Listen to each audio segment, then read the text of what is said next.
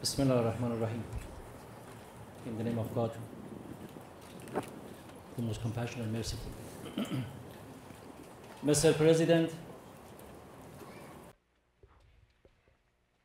Madam Moderator, آقای رئیس جمهور، ladies and gentlemen,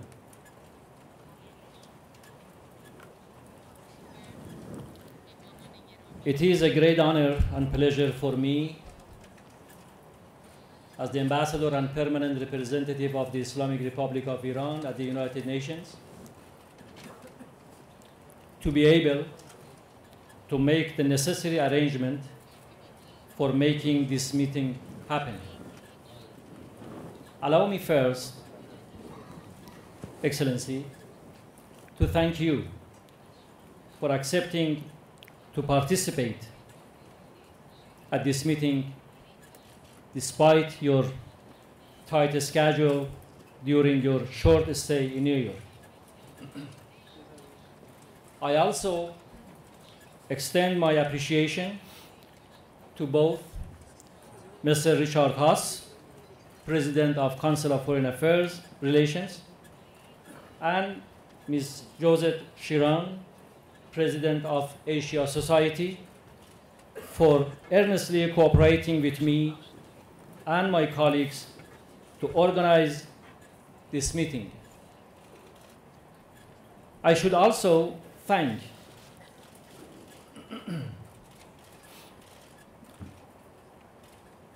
Ms.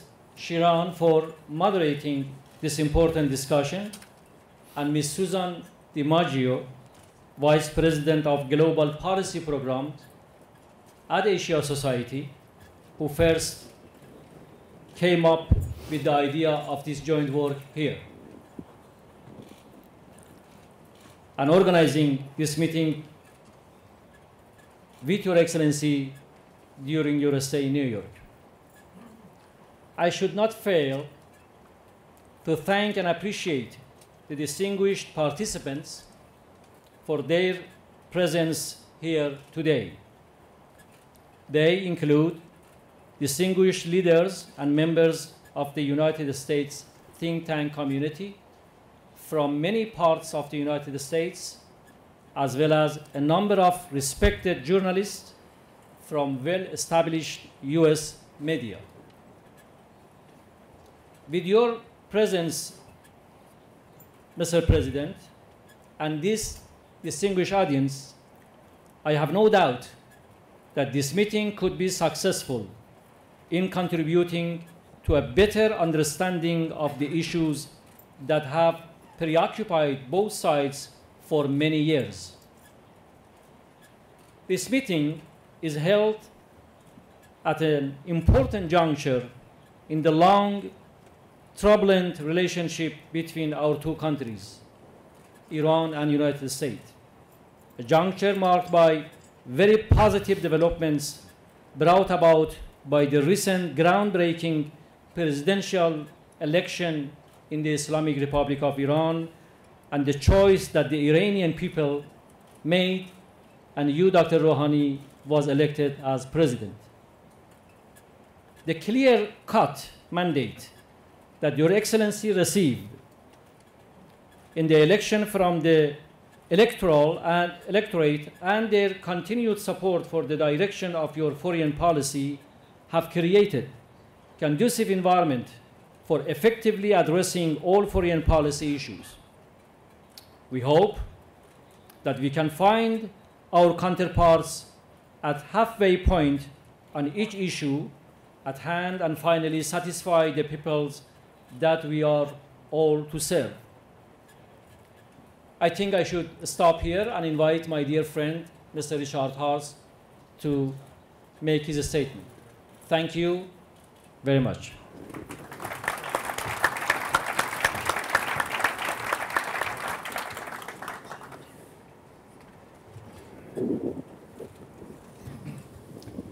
Well, thank you, Ambassador Kazai, for that introduction and for that welcome, and for all you did to make tonight's meeting possible. Good evening. I'm Richard Haas, President of the Council on Foreign Relations. And on behalf of the Council on Foreign Relations and the Asia Society, I want to welcome all of you to this meeting with Hassan Rouhani, President of the Islamic Republic of Iran. And of course, I want to make a personal welcome to the President. Now, contrary to the predictions of many experts, Dr. Rouhani was elected, decisively I would add, this past June as Iran's 7th president. Before that, he was a prolific author. And I was going to say he may be too busy now to be working on another book, which was, when we were talking beforehand, I learned he's working on several. And he also comes to this position with tremendous experience, having held a number of the most important positions in his government. Now, it's hardly a secret to anyone in this room that there has been tremendous interest, not just in this city, but around the country and indeed the world, surrounding this visit of President Rouhani to New York and to the United Nations. And one of the reasons for this intense interest is that the United States and Iran have held themselves at arm's length for some 3.5 decades. This has made it difficult for Americans to visit Iran and vice versa. Indeed, my first trip to Iran was in 1978. It also turned out to be my last trip. During these decades, there were moments of constructive interaction involving officials of the two countries. American and Iranian officials, for example, worked together in forming the government that came to replace the Taliban in Afghanistan in early 2002. But more often than not, the two countries have been divided by differing narratives and interests and have worked at cross purposes. And so the question naturally arises whether this will continue to be the case moving forward. Many Americans and others around the world harbor concerns about Iran's policy towards Syria, its approach to Israel, and its treatment of its own citizens. But the most pressing and the most consequential questions involve Iran's nuclear activities.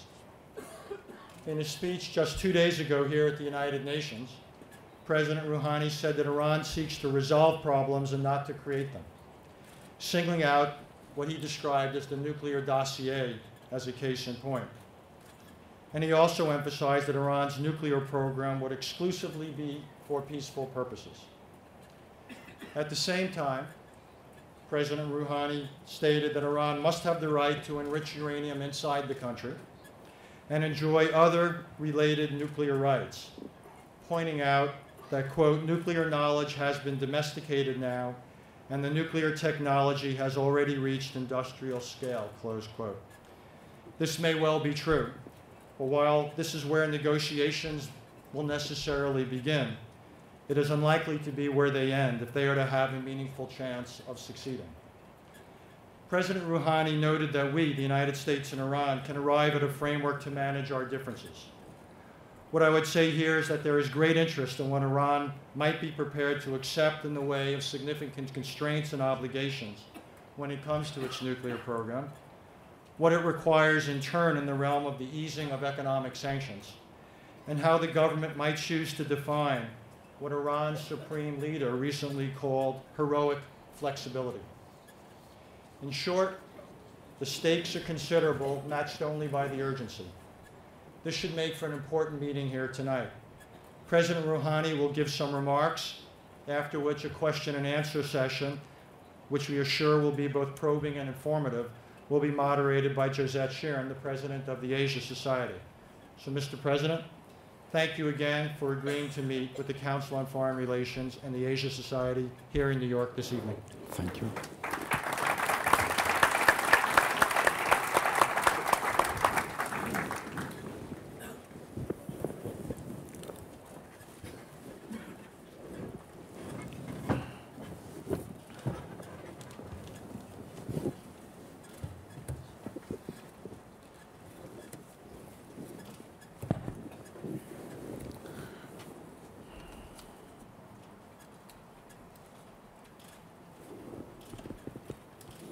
بسم الله الرحمن الرحیم.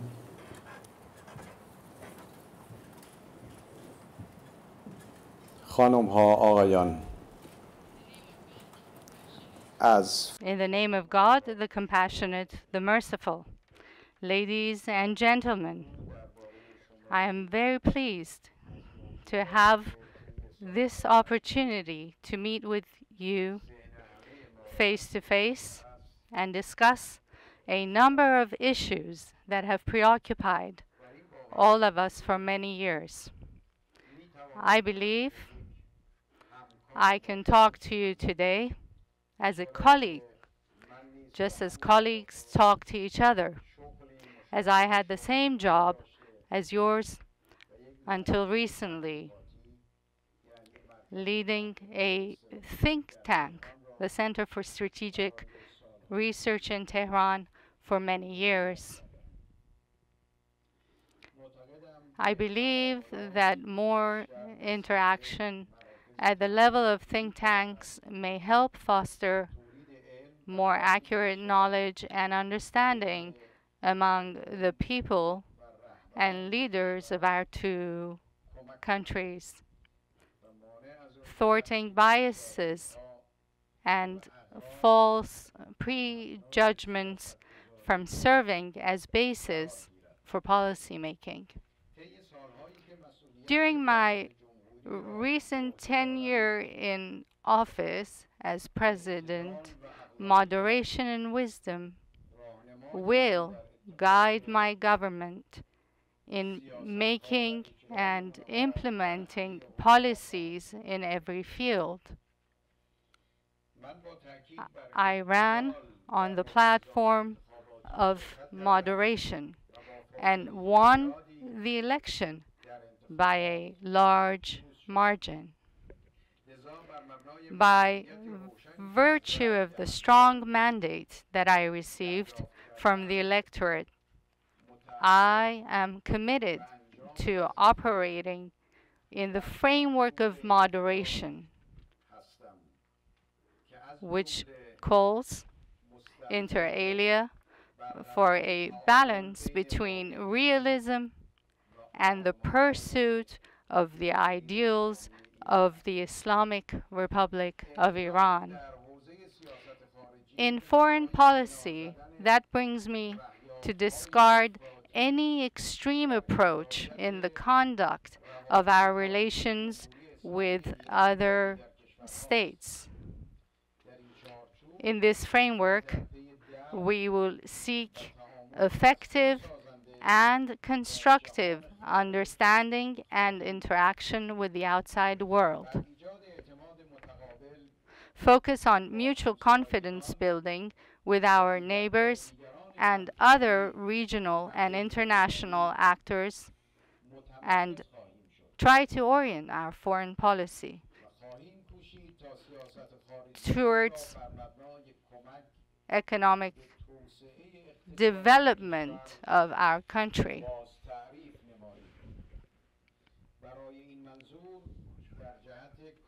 To this end, we will work on easing and removing tensions in our foreign relations and strengthening our relationship with our traditional and new partners in all the regions. To do so, we obviously need consensus building at the national level and setting goals transparently, which is underway.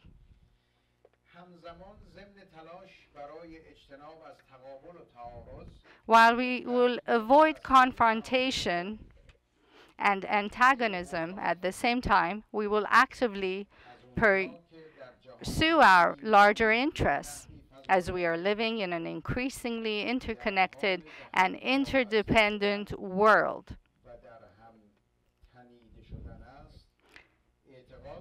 We believe that challenges could only be addressed through interaction and active cooperation among states.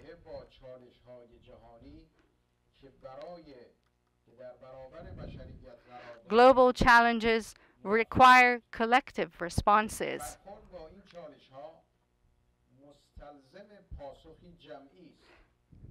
No country by itself and in an isolated manner would ever be able to effectively address the challenges it faces.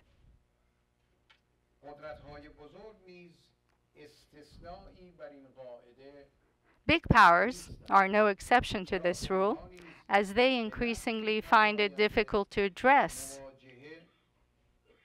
unilaterally the specific challenges that they face as well. The rapid growth of developing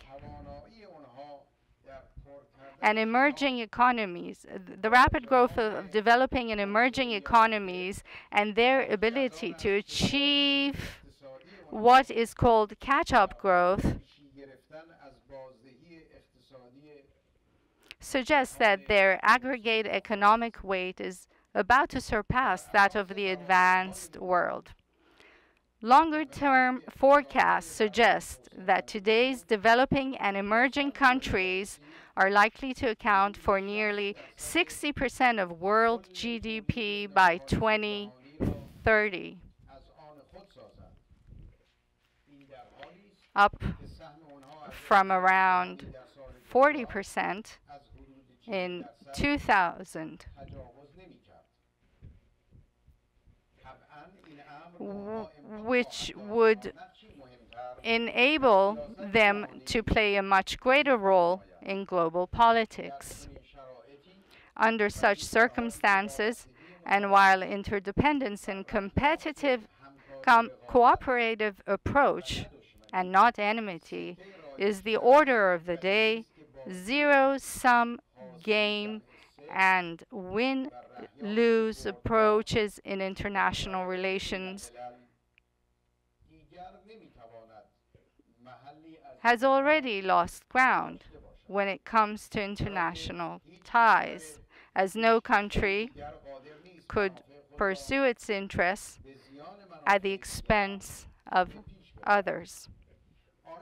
Those who may still insist on adopting and advancing such approaches will end up imposing a lose-lose approach on themselves as well as others.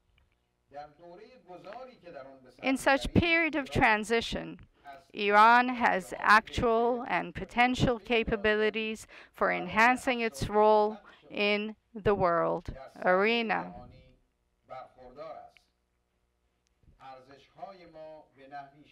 Our values are increasingly taking roots. The recent election in Iran, in which close to 75% of the eligible voters turned out to vote, showed how what we call religious democracy is maturing. Iran's millennial culture and civilization, its exceptional Iranian state continuity rooted in millennia, its distinguished geopolitics, the characteristics that foster Iran's social stability in the midst of a region in turmoil, as well as the pool of its well-educated youth, all in all, enable us to confidently look to the future and aspire to assume a major role at the global level that our people deserve, a role that no actor in global politics can ever ignore. Ladies and gentlemen, we are also considering the aspects of rebuilding and improving our bilateral and multilateral relations with the countries of Europe and North America on the basis of mutual respect and equal footing. That would include working on easing off any tension, removing hurdles in the way and comprehensively developing relations, including economic ties. We can begin by avoiding any new tension in Iran-US relationship, and at the same time endeavor towards removing tensions that we inherited from the past, tensions that continue to mar the relations between our two countries. While we may not be able to forget the major source of mistrust and suspicion that haunted the minds of the Iranian people in their thinking about the US government in the past 60 years, we need, however, to focus rather on the current situation and look forward to the future, trying to turn the turbulent past into a beacon lighting for the path ahead. As leaders, we need to rise above petty politics and lead rather than follow the various interests and pressure groups in our respective countries. In our view, building on and cooperating about issues of interest and concern to both sides could also be another starting point, as it would be in the interest of easing off the ongoing tensions in our region as well. In so doing, we need to counter those interest groups here in the US and there in the region, whose objective is to keep Iran as an issue that is a boiling one. They seek to further their goal of distracting international attention from issues directly involving themselves and precluding Iran from enhancing its status in the region and diminishing the chance for a negotiated agreement on the Iranian nuclear program, and thus increase the chances of a continued Iran-US standoff. Ladies and gentlemen, the choice the Iranian people made in the recent election came at a time when our region is more than ever grappling with sectarianism, enmities among different groups, and potential new breeding grounds and instigation for extremism and terrorism. At the same time, the recent use of chemical weapons in Syria could haunt the people in the region for many years to come.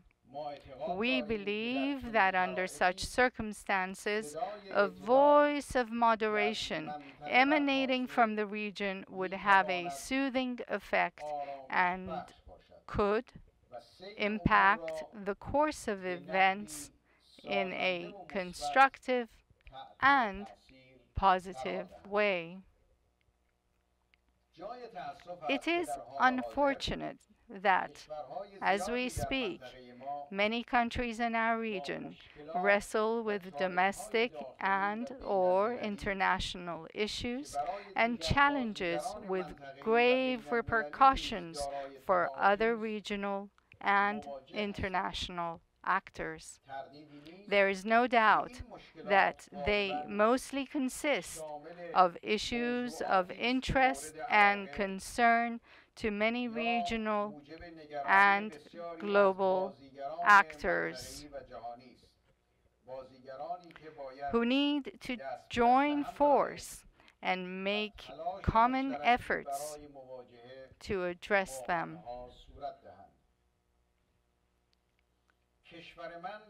My country, as a major power in the region, is fully prepared to move in this direction and spare no effort to facilitate solutions to these issues, thus contributing to the maintenance of international and regional peace and stability.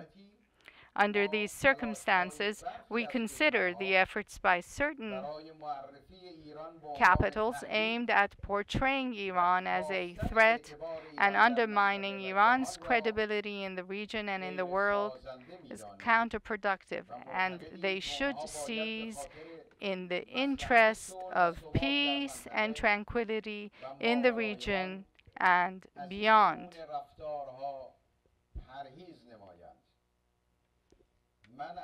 I am profoundly disturbed over the spawning humanitarian tragedy in Syria and the enormous suffering that the Syrian people have incurred over the past 2.5 years.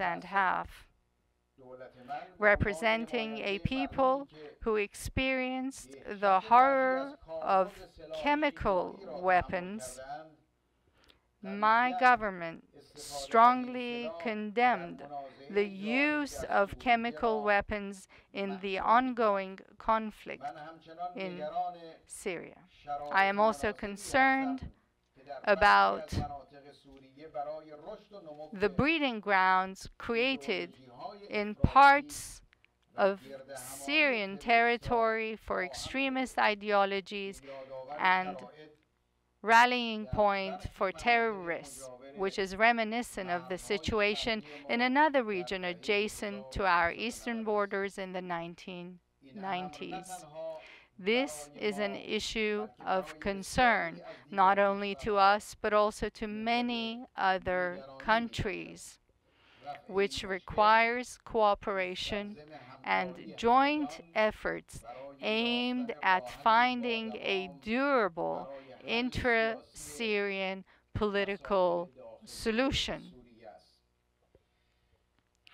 At the same time, we are pleased that diplomacy finally could have its way with regard to at least one aspect of Syrian crisis, and sober judgment prevailed over saber-rattling. We need to build on the partial headway that was made and try to reach an understanding on the fact that Syria is now a place in dire need of coordinated regional and international efforts. We are ready to contribute to peace and stability in Syria in the course of any serious negotiations among regional and extra-regional parties. Here too, as in everywhere else, we need to avoid embroiling in a zero-sum game. Ladies and gentlemen, allow me to conclude by briefly touching upon the Iranian peaceful nuclear energy program, which has been subject to enormous hype over the past several decades. You know that how many predictions regarding how close Iran was to acquire a nuclear bomb proved to be baseless. We can trace these predictions back to the early 1990s.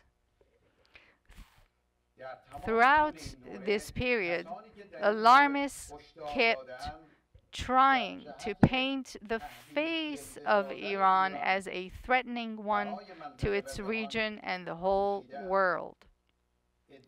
A claim that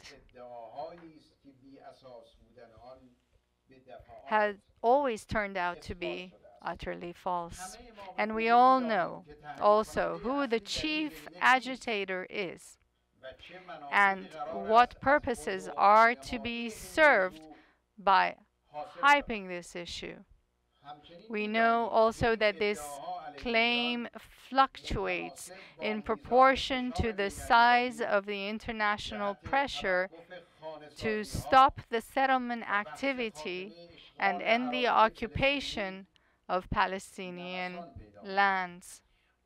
These false alarming bells are oblivious, among other things, to the fact that the U.S. National Intelligence estimates maintained that Iran has not decided to build a nuclear bomb. We are committed not to work towards developing and producing nuclear bomb.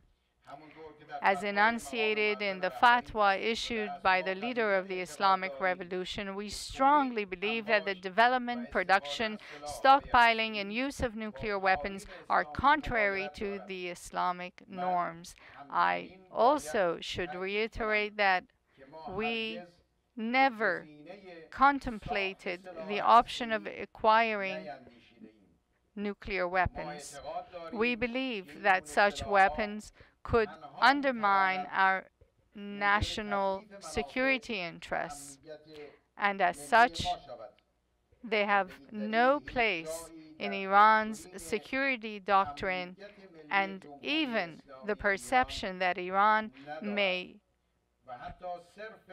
pursue a nuclear weapons program is detrimental to our security and overall interest. During my presidential campaign, I committed myself to do whatever in my power to fast-track a solution for the standoff over the nuclear energy program.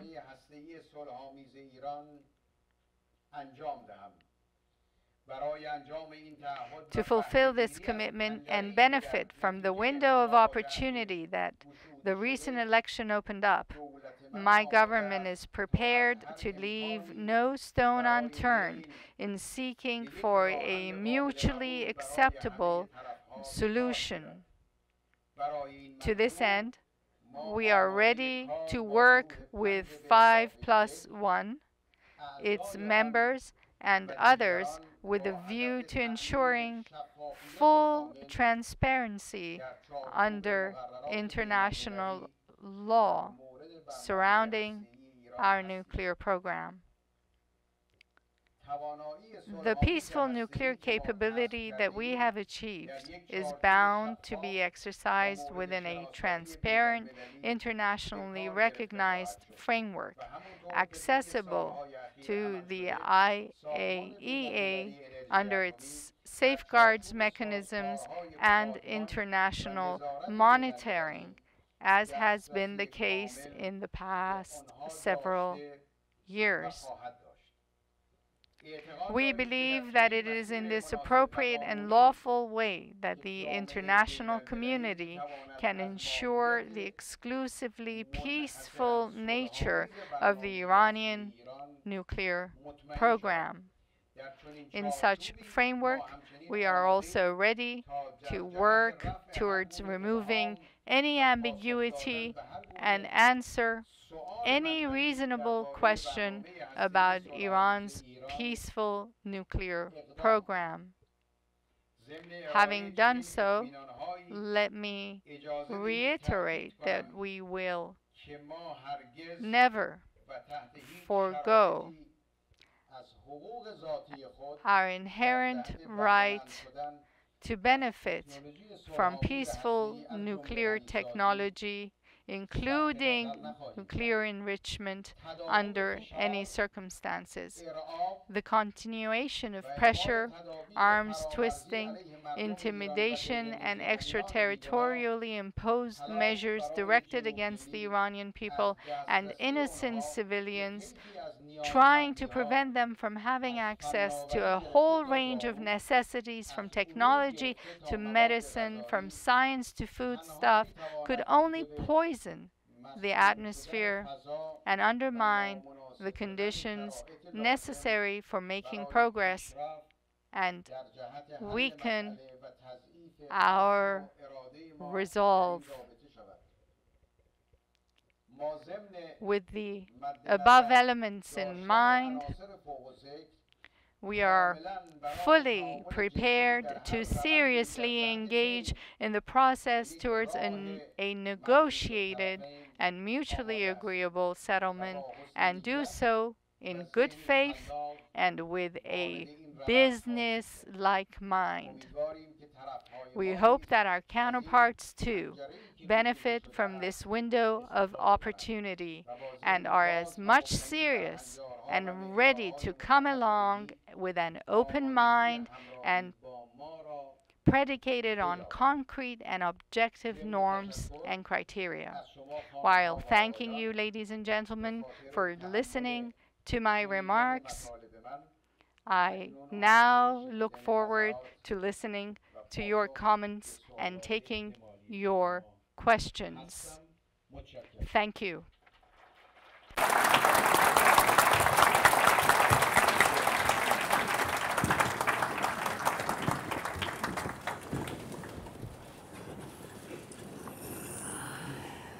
Well, Mr. President, we thank you very much for those remarks. And I know on behalf of the Council on Foreign Relations and the Asia Society, we're very pleased that you decided to partake in the only public session during your time here and a meeting with the public, and we think it's very important. And we're also very pleased that you've agreed to take questions not only from this very distinguished group here, but also from others who are with us via Facebook and Twitter, and we're getting many questions. I think I have over 40 questions for you. But I just want to start because you're really 40 or 14? 40. And more will come in, I'm sure. You're nearing the end of your first trip as president here to the United States, and you talked about ushering in a new era of relations, and you just spoke again about opening a window of opportunity.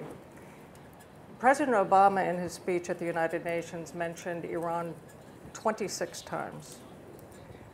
Was there something you heard in that speech that made you feel that there is a window that has opened? And when you go back home, what will you report back to the Supreme Leader and others in Iran about what you have seen here and learned here about this new era?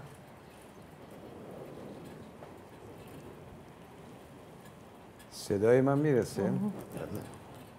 I can tell.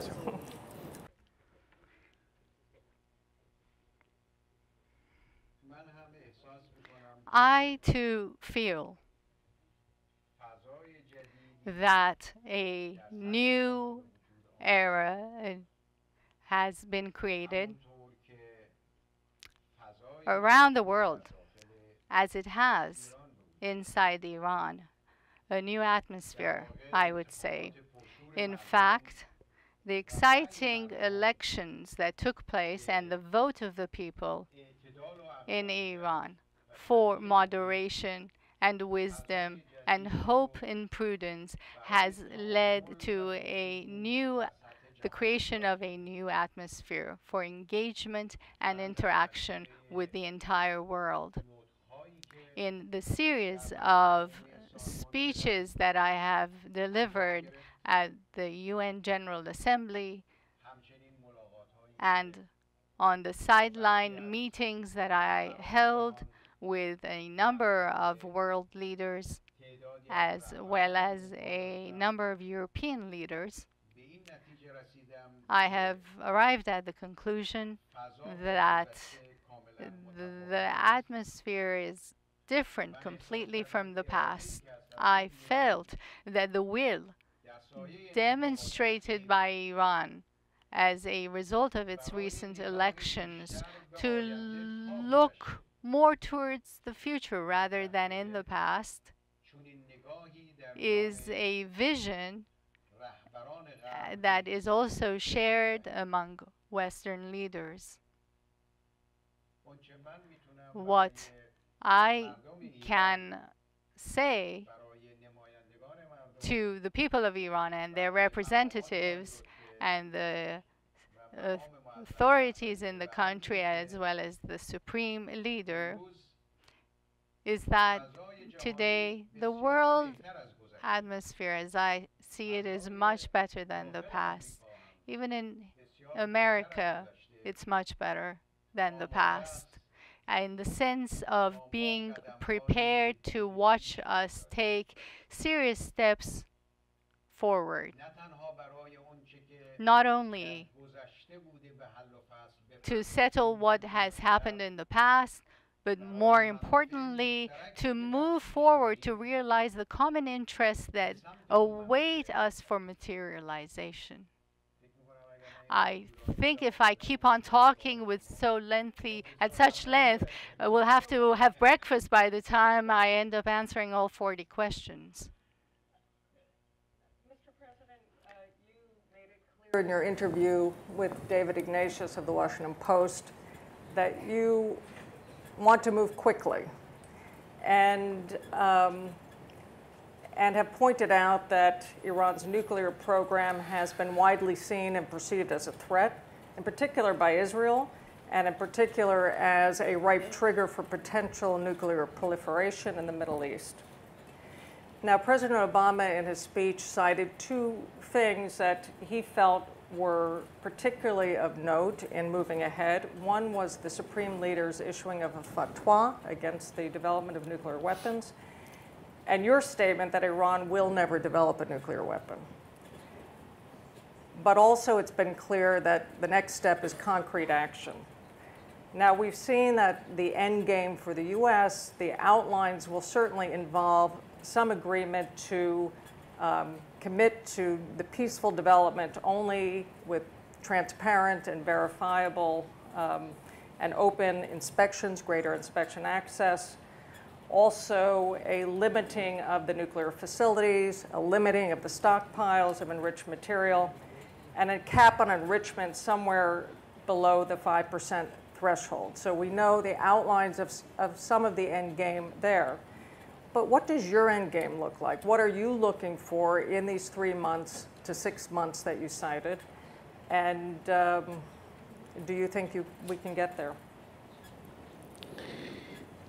تفصیلی که در این سوال Well, the depth and detail of the question that has arisen, I can say in response, are of such nature that would have to be addressed mainly at the P5+1. But in principle, what I like to say is that the people of Iran, like all other nations, have decided to take advantage of one of their rights, to use one of their rights.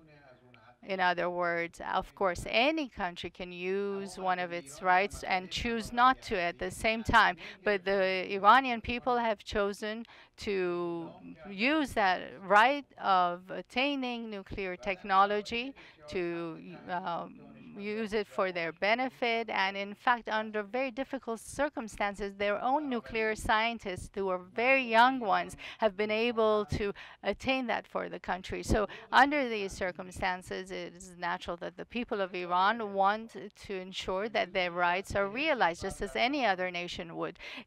Right now in the world, more than 40 countries have embarked on enrichment programs, some within the framework of the Safeguards Agreement, and even some outside the Safeguards Agreement framework. But for the Islamic Republic of Iran, all its activities have been within the Safeguards Agreement and have continually and will continue to remain under the supervision of the IAEA. Now, this is one side of the story, to ensure that Iran's right remains intact.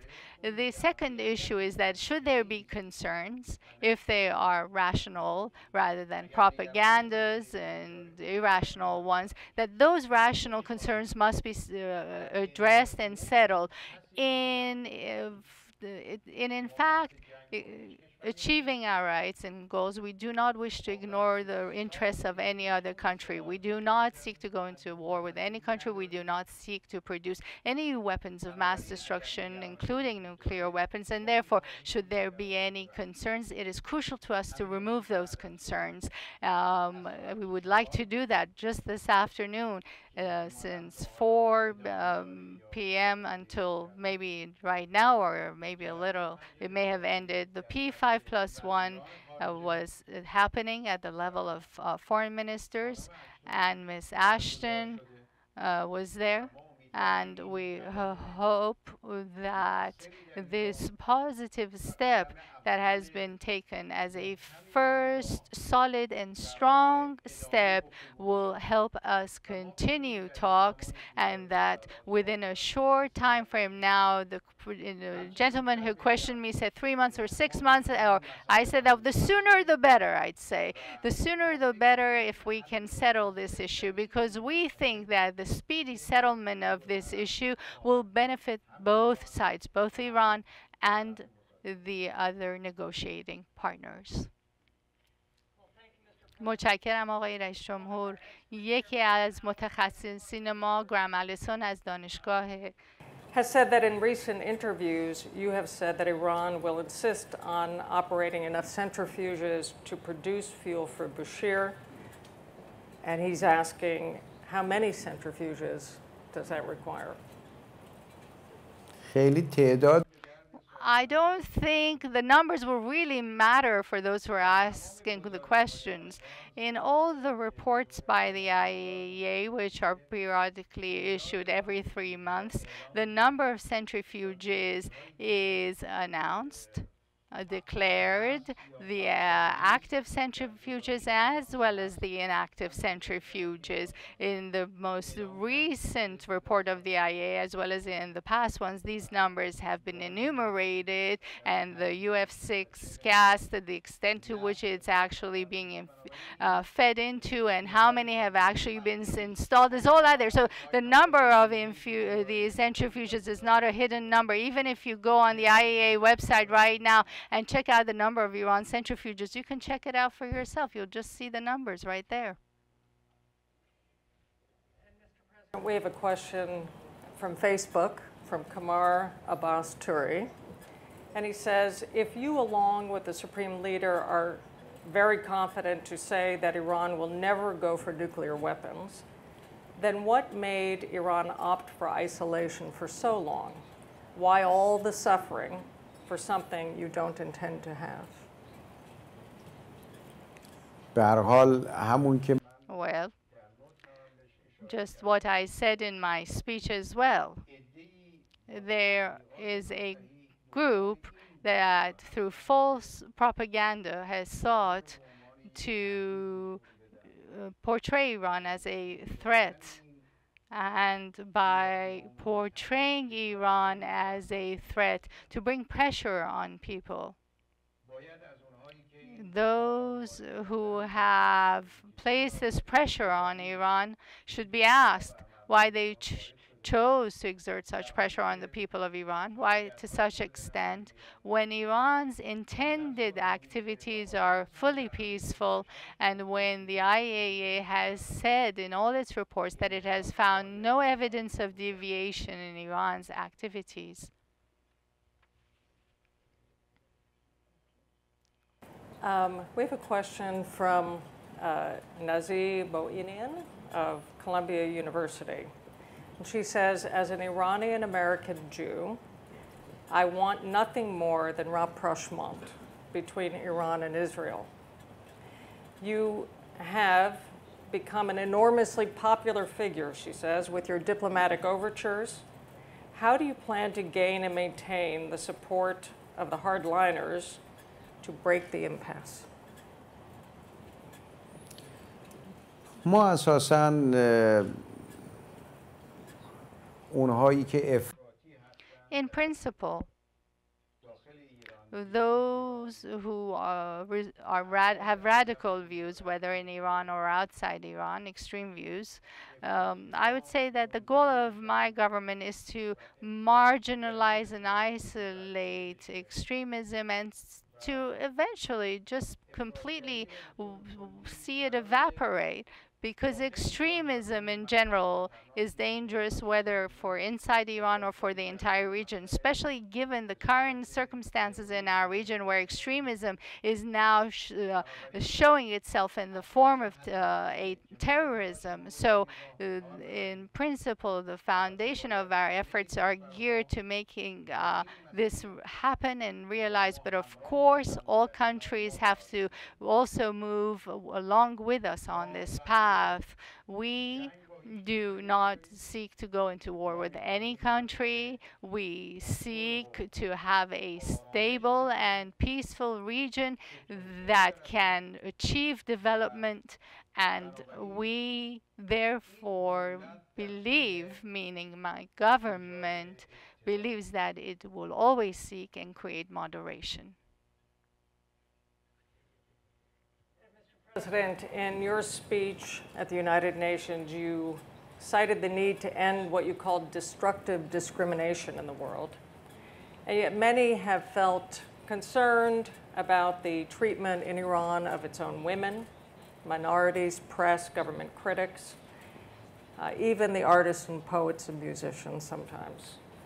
Could you talk about what you envision under your leadership for opportunities of women in Iran? Can we see the day when they'll have equal opportunities to that of men? And also, can you confirm that it's no longer the policy of your government to imprison critics? میدونید که یکی You know that one of my mottos during the election campaign was to emphasize the need for citizenship rights and to build equal opportunities for men and women. And you know that in Iran, women are quite remarkably advanced and have achieved such advancements in recent years, perhaps unprecedented compared to any other country that surrounds us and in our region, given the fast level of advancement in the recent number of years that has occurred. Today, more than half of our university population constitutes women. They are present actively in our scientific and industrial levels, in our medical field, in the hospitals, in our offices, in the administrative sector, in the various industrial sectors, in the service sector. You'll see women active everywhere. The goal of this government is to create social opportunities for men and women that are completely equal. Therefore, I have actually said to my cabinet members that at the level of deputy ministers as well as director generals and senior managerial positions or not, wherever there are qualified women, those qualified women should be used in order to make up for the gap from the past, because after all, we still need to build and enhance and expand the environment to build that equality and equilibrium for women in the workforce. So, when it comes to the issue of the status of women, the government will remain committed to the vows it made and the pledges it made. I'd like to add that we don't like to have anyone or see anyone in prison. We like to have empty prisons. In the past several weeks, some good positive measures were taken in this regard, and I hope they will continue. Mr. President, Kenneth Roth of Human Rights Watch notes the release of the 80 political prisoners, but mentions that hundreds more remain, and what steps may be taken to release all of them. من در واقع پاسخش دادم. Well, I responded to this in the end of my recent comment. I said that we've taken the first and early steps, and we will continue. There are many questions about how you're going to handle this rapprochement and the pressure from all sides and how you will navigate that, including from Jasmine Ramsey, a reporter for IPS News, who's here. And within Iran, who would oppose the kind of rapprochement that would be envisioned, and how serious should that opposition be taken? Can it block the path forward?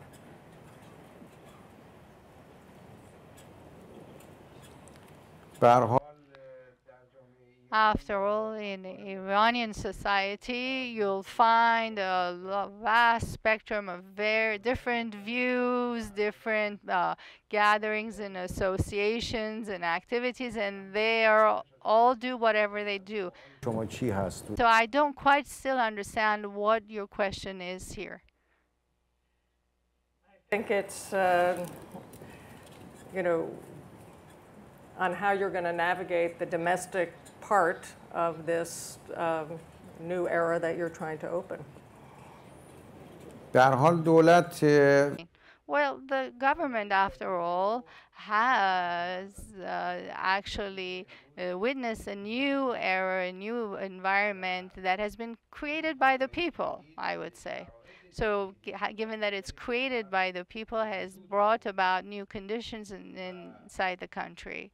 And just as we are active in social, political, and cultural fields, and the more we do in those fields, the more we will realize that this way of thought that is beginning to shape based on moderation will get stronger, and this can advance further as time advances, and those who oppose it will normally just weaken in the process.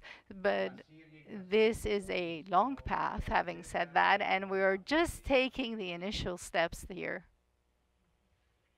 Mr. President, we know you've talked about the opening in Iran, the possibility of opening of Facebook and Twitter. Barbara Slavin of the Atlantic Council asks about the possible opening of interest sections staffed by Americans in Tehran or here to process visas, facilitate exchanges.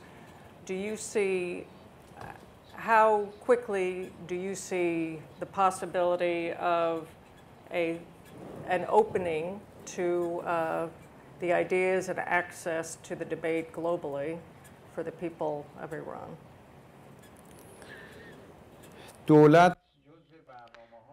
Among the programs that the government has considered seriously is to ensure that people must have sufficient access to information, and that in the access to information, they can benefit from the various ideas around globally, get a sense of what it is globally. And of course, just as I also said in an interview, any country, when it comes to the virtual world, has some moral and ethical frame of reference that it tries to keep up and preserve. And in the same token, the Islamic Republic of Iran expects that its ethical framework, frame of reference for approaching the virtual world is preserved, but at the same time to expand the opportunities for our people to access information globally. We are interested in seeing nations have closer relations with each other, perhaps to bring Iran and the United States closer. The initial steps may likely have to be taken by the people. They'd have to start it very likely. if an environment is created where the exchanges are done more easily, Iranians can come here more easily, and people from here can go to Iran more easily, then this will be actually create a public diplomacy venue that will also expand the overall diplomatic activities and the extra steps that we need to take. Thank you, Mr. President. John Williams of ABC News says there are many technologically smart and savvy young people in Iran, and I know they're waiting for that opening. How about the issue of access to satellite television? And removing the block for that. Satellite television, you'll find it in every village in Iran. Of course, the villages, they have more of them than the urban areas.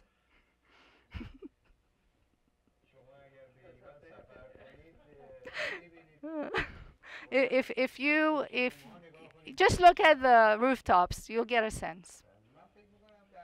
I think that in the world today, these things are kind of, a little old, demo day in a sense. All countries have, all people have access to satellite networks, and the people of Iran have it too. Stay on the topic of communication and openness, and there's a great curiosity. You have authored numerous books. You have a few still in the writing, but which books you have read that have been most influential to you?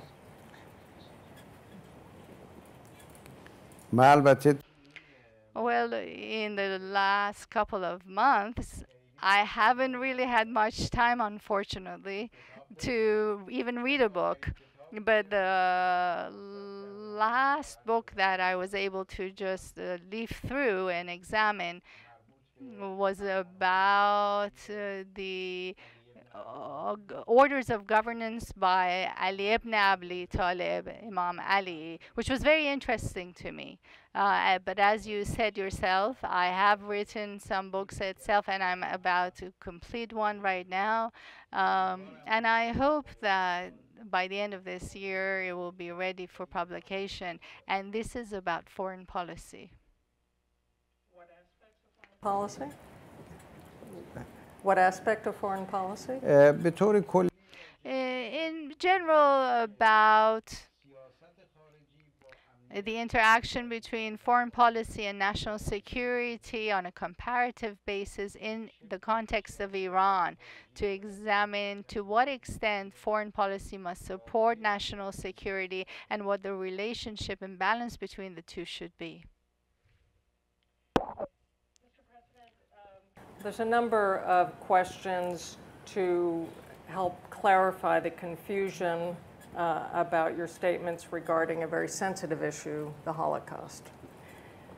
You said different things, but rather than try to understand this, would you like to take this opportunity to clarify your views and any confusion over the issue?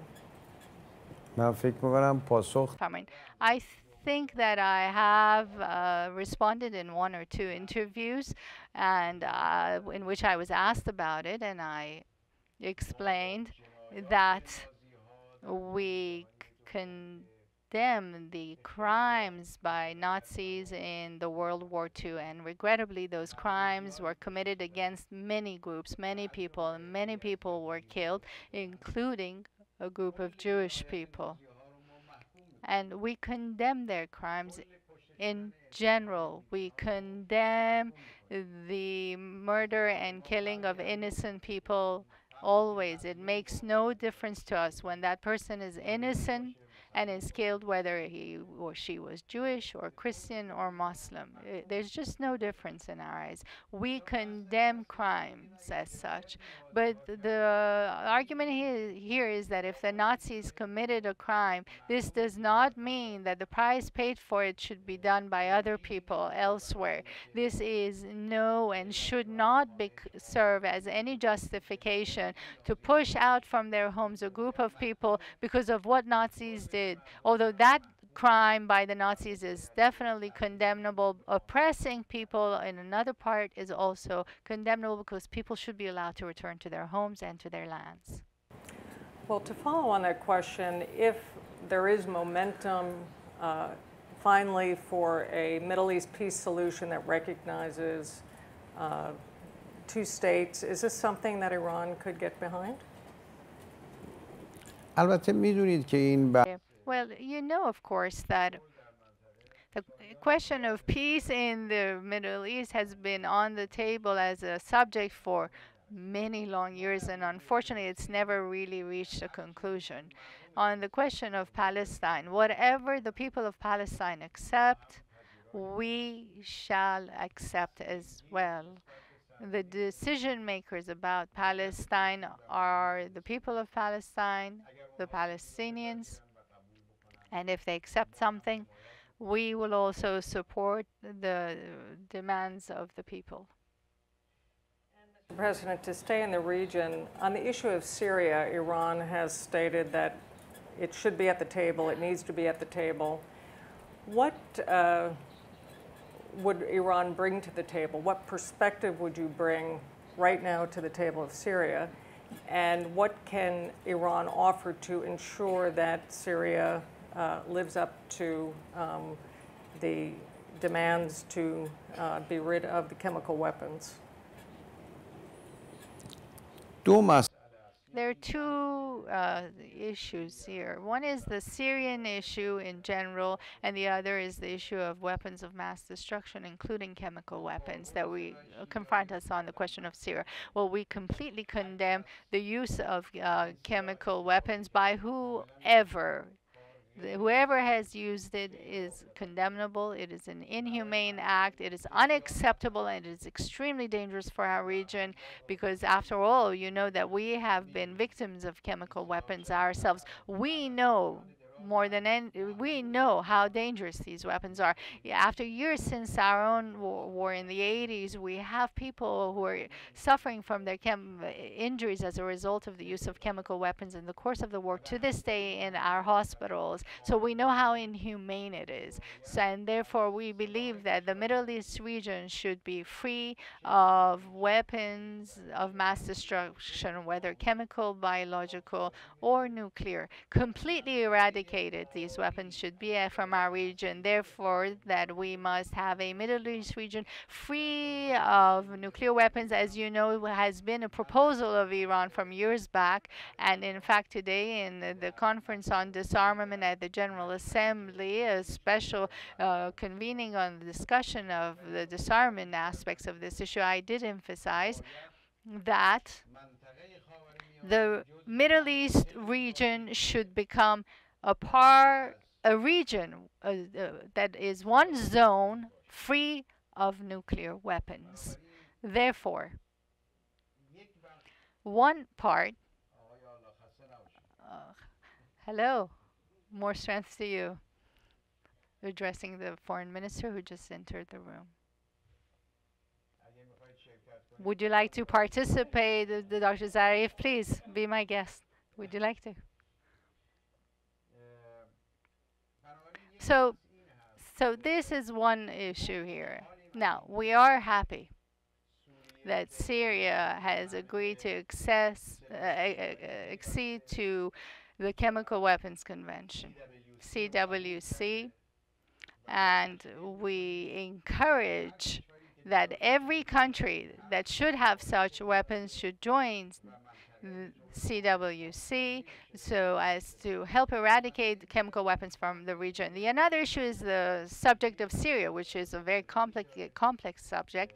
It has various, dimensions and issues. But right now, what's being considered is the Geneva II talks and the countries that will take part in it, which countries would, when it will be held, and in what is being done on Syria at the international level is one about Geneva II, and the other one is about a resolution in the hands, pending in the hands of the UN Security Council. So we are in touch with our neighbors and with Syria's neighbors closely right now in an effort to bring to an end the war in Syria as soon as possible, the massacre in Syria as soon as possible, the civil war must come to an end as soon as possible. And on the other hand, we believe that the people of Syria, especially those displaced and refugees, should receive humanitarian aid, and we hope all countries will assist.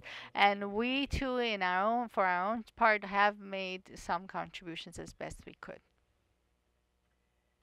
And Mr. President, moving to the subject of Afghanistan, as international troops get ready to leave next year, the question from our audience is, how do we prevent a relapse to extremist control? Or will there be chaos? What do you think Iran's role will be? Afghanistan for next year is something that we are concerned about in terms of its peace and stability for various reasons. One reason being the one you just referred to, that the international forces aim to leave Afghanistan, and another reason being that unfortunately the U.S. forces intend to stay in some bases in Afghanistan, and this could become an excuse for Taliban and other extremist groups to continue resorting to, acts that add to the insecurity of that country. Because one aspect here that contributes to the activity of these groups is the presence of foreign forces in the region. And at the same time, in principle, we also cannot find acceptable the presence of foreign forces in the region. We don't find them useful. We find them detrimental to regional security and peace. And then there's another issue of the negotiations, the peace negotiations between the government and the Taliban. There's yet another issue, the elections that will happen in Afghanistan next year. We're concerned about these, and in general concerned about the potential for this instability in Afghanistan based on the information we receive, and about the movement of some groups there that are against the government. And one of the first steps that we've taken is to negotiate with the government of Afghanistan and with the governments of surrounding countries, and in order to prevent this potential destabilization as far as we can. President, there's a question from David Firestein, the Vice President of the East-West Institute, on your thoughts on the prospects for possibly an area of Iran-U.S. cooperation in fighting the narco-trafficking stemming from Afghanistan.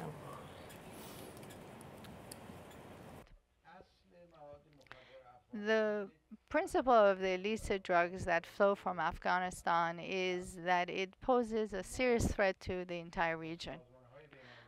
We and the world, and we have been always cooperating with international organizations and regional organizations or in the group of countries on this issue to curtail it.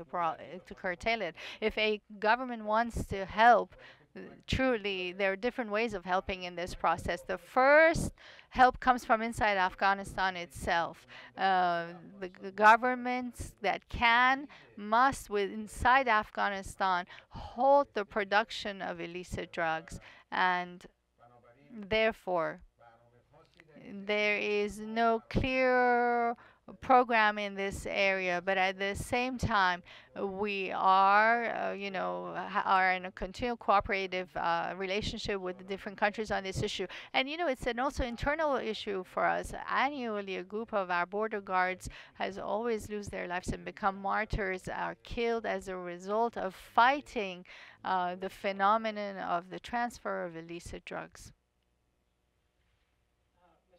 We've had a question on whether the foreign minister could report on his meeting with Secretary Kerry.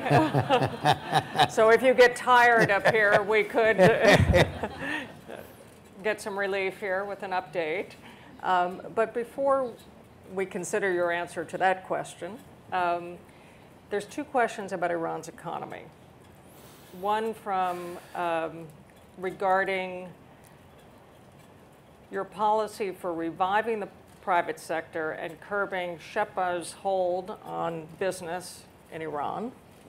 And the other more related to the youth unemployment crisis and whether this is a big part of the motivation in seeking a rolling back of the economic sanctions. How is the economy doing?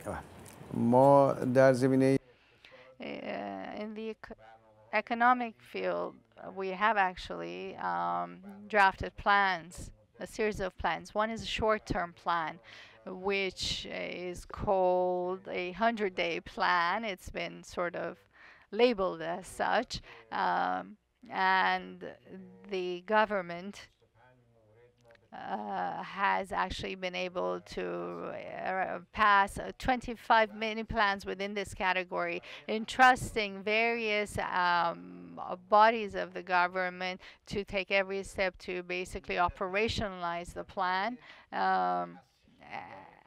In terms, it is a plan that basically aims to, well, there's also plans for providing more facilities in the customs area and banking system, because some of our economic problems result from the interaction between the various sectors in the country. So we're trying to smooth that and facilitate those interactions. We also have another plan that is underway, being planned currently for next year, based on a budget that will be presented to the Islamic Consultative Assembly. And then we have a long-term 4-year plan, which our economic group is also working on currently. One of our plans in principle is to build an environment that is more friendly to the private sector, that it basically triggers business, that eliminates the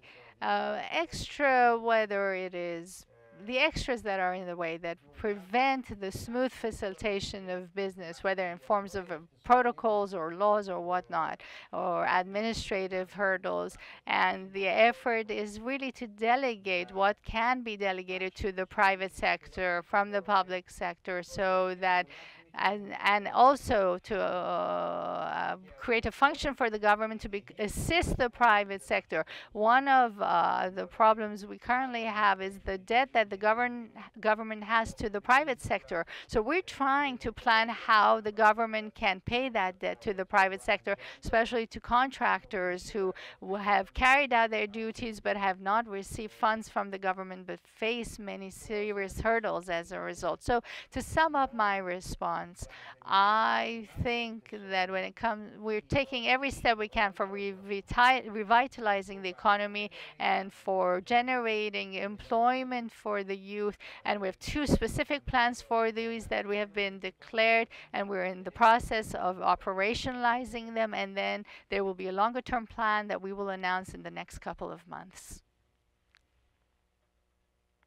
Mr. President, there's a related question really dealing with the environmental challenges inside Iran. Certainly many countries are dealing with environmental challenges, and specifically a question about the depletion of water bodies and what your plans are to deal with that and the pressures on the water shortages. On the question of the environment as well as water, which after all is our major predicament, we have multiple plans. And there are several very critical issues. One is regarding the Urumie Lake, which is almost drying up, which can be very dangerous. So we have to quickly find a solution for that. The other is basically the dust that is carried from neighboring countries into the Iranian environment and airspace and land, territorial space, carrying some of the part of it is the result of the war, the occupation, and you know, there are particles that come in that cause environmental problems for Iran. And in principle, we also have you know, water shortages that, and for that there are different plans that are being architected. But we have two immediate solutions, meaning immediate that we made decisions about it immediately, but it will take time to enforce. One is regarding the border water flows that come into Iran from other countries or vice versa. And, you know, with the proper dam policy, we can actually garner the energy from these sources. And the other one is basically a need for more scientific engagement on the issue of water policy to address the shortages that we face. Well, thank you, Mr. President. I think we're getting down to our last questions here. And I'm just going to fold this one into the last answer because this comes from Ambassador Robert Hunter, and he wants to know if Iran would consider pursuing an incident at sea agreement with the United States regarding the Straits of Hormuz. Regarding? The Straits of Hormuz.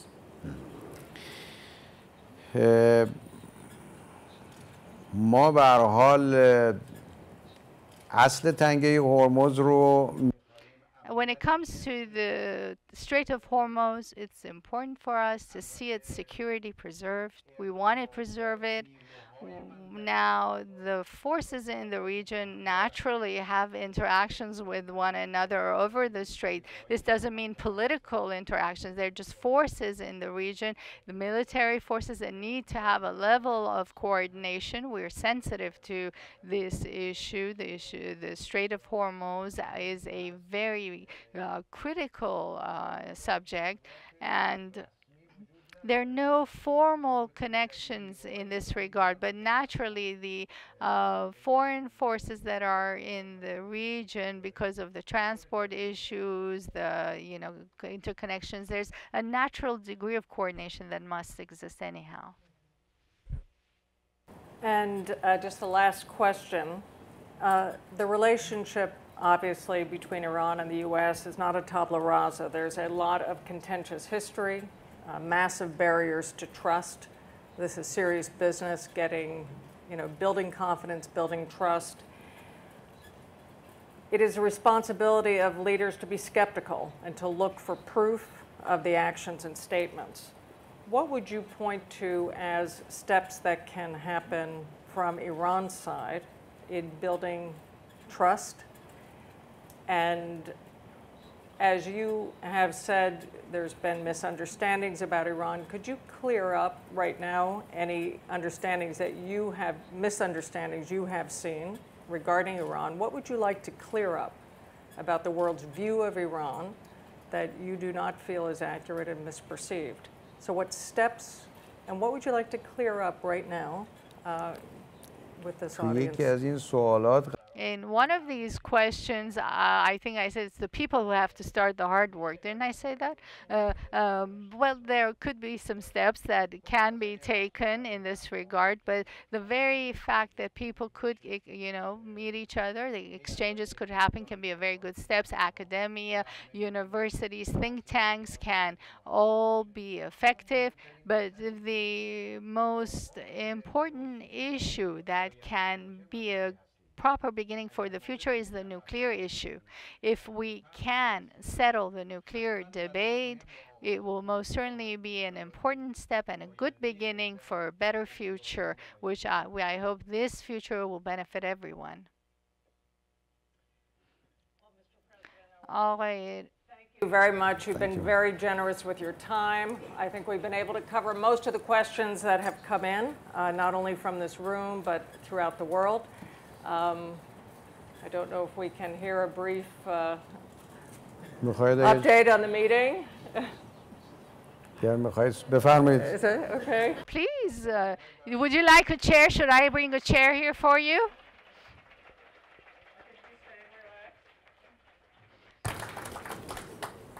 Good evening, Mr. President. I had a good meeting with E3+3, or as it's known here, 5+1. Very good and substantive meeting. We agreed to jumpstart the process so that we could move forward with a view to agreeing first on the parameters of the end game, how we want to perceive Iran's nuclear program in a year's time, and also to think about steps, starting with a first step that should be implemented in order to address the immediate concerns of two sides, and move towards finalizing it, hopefully, within a year's time. I thought I was too ambitious, bordering naivete, but I saw that some of my colleagues were even more ambitious and wanted to do it faster, so we could go ahead. Secretary Kerry was very positive in that meeting, repeating the views of President Obama on the need to move forward, and very committal to leading the process himself on the American side. And then we had a short bilateral meeting on the side, which is not abnormal in these international settings. You always take people aside and have a chat. We had more than a chat.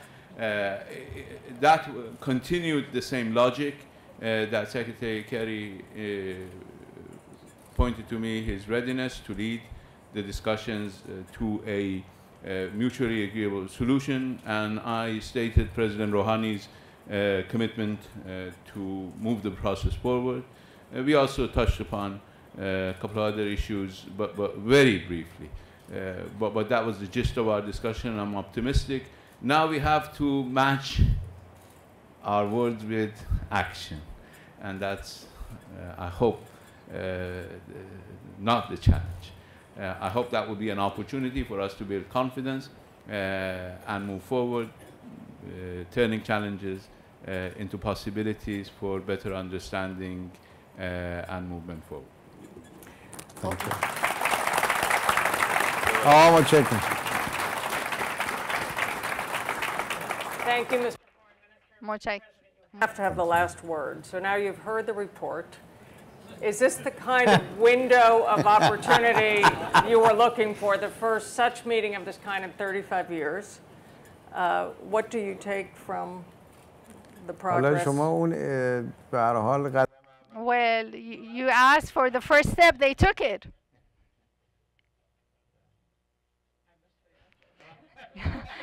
You asked for the first step, they took it. You proceed, quick action following this? Yeah. Excellent. Thank you, Thank you. on behalf of all of us. Thank you so much.